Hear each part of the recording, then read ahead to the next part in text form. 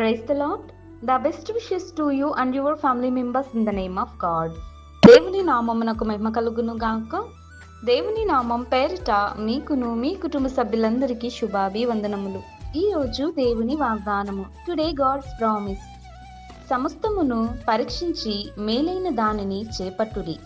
1వ దశలోనికులు వ్రాసిన పత్రిక 5వ అధ్యాయం 21వ వచనం. Test everything and take the best.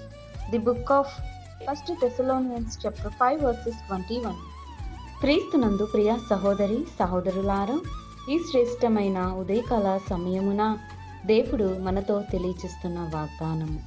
సమస్తమును పరీక్షించి మేలైన దానిని చేపట్టుడి అని తెస్సలోనిక సంఘానికి అపోస్తుడైన పౌలు మాట్లాడుతున్నాడు. చూడండి ప్రియులారా, ఇశ్రాయేలీల ప్రజలను ఏదైతే మంచిదో, ఏదైతే శ్రేష్టమైనదని పరీక్షించి మేలైన దానిని చేపట్టాలని అపోస్తుడైన పౌలు తెలియజేస్తున్నాడండి. మనకున్నట్టు దానిలో ప్రతి విషయంలోనూ కానీ ఏదైతే పరీక్షిస్తామో దానిని బట్టి మనం మేలైన దానిని చేపట్టుకోవాలి. వాటిని బట్టి మంచి ఆలోచనలు కలిగి ఏది చేస్తే మంచిది, ఏది చేస్తే శ్రేష్టమైనదిగా ఉంటుందో వాటిని తలంచుకోవాలి. మంచి విషయాలను తెలుసుకుంటూ జ్ఞానం కలిగి బుద్ధిని కలిగి దేవుని యందే విశ్వాసం ఉంచిన వారంగానూ ఉండాలని దేవుడు తెలియజేస్తున్నాడు. ఈ సృష్టిలో ఉన్నటువంటి సమస్తాన్ని మనం ఒకసారి అంచనా వేసుకున్నట్లయితే, వాటిని పరీక్షించినట్లయితే మనకు వాటిలో ఏది ముఖ్యమైనదో, ఏది సురక్షితమైనదిగా ఉంటుందో అది దేవుడు మనకు తెలియజేస్తాడు.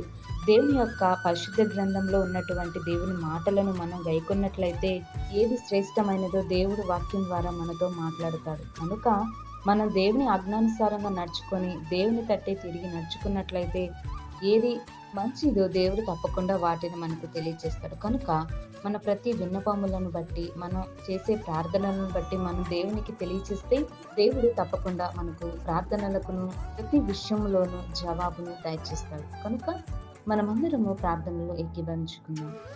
ప్రార్థన. మహోన్నతుడా, సర్వాధికారి, సర్వసృష్టికి అధికారభూతుడైన మా గొప్ప దేవ, నీకే వందనములు, స్తోత్రములు తండ్రి.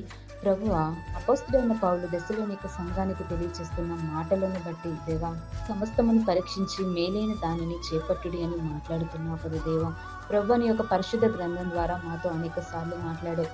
ఇంతకంటే శ్రేష్టమైనది కేవలం నీ పరిశుద్ధ గ్రంథం మాత్రమే ప్రభు. అందులో నీ మాటలున్నాయి, నీ వాక్యం ఉన్నది. వాటి ద్వారానే మాకును జ్ఞానమును, బుద్ధిని, వివేకమును నీవు మాకు దయచేయగలవు.